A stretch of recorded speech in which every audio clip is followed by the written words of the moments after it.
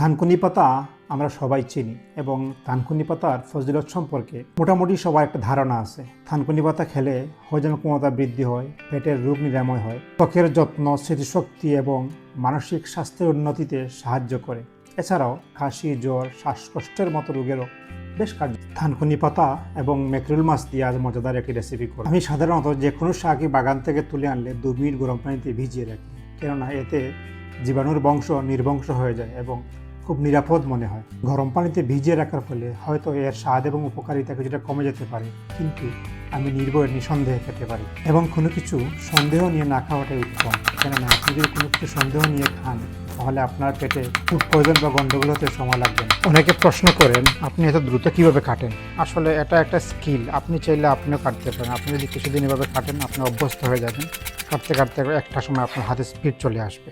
আমি একদিন আপনাদের ভিডিও করে দেখাবো নাইফ কিভাবে ধরতে হয়, আঙ্গুল কিভাবে এবং কোন জায়গায় রাখতে হয়।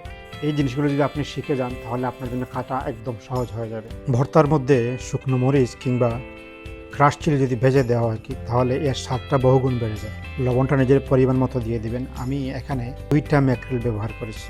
শুধু যে ম্যাকরেল মাছ দিয়ে আপনাকে ভর্তা করতে হবে এমন কোনো কথা নেই, আপনি চাইলে যে কোনো মাছ দিয়ে করতে পারেন। আর যদি এভাবে ম্যাকরেলের ফিলেট দিয়ে করেন তাহলে মেক শিওর পানিটা শুকিয়ে নেবেন, আর পানিটা থাকলে ওই স্বাদটা আর থাকবে না, পাঞ্চে হয়ে যাবে। ভর্তায় যদি পিওর সরিষা তেল হয় তাহলে তেলের যে ঝাঁজ আছে এই ঝাঁজে ভর্তার স্বাদ বহুগুণ বেড়ে যায়। কিছু কাজ আছে হাত দিয়ে করতে হয়, সব কাজ কাঁটা চামচ কিংবা ফক দিয়ে হয় না। এবার আমার ভর্তা রেডি, খেয়ে দিয়ে কেমন হইল।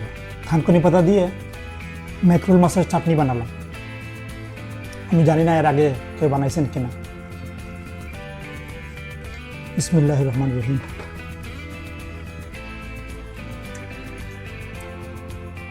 মাশাআল্লাহ, ভেরি টেস্টি।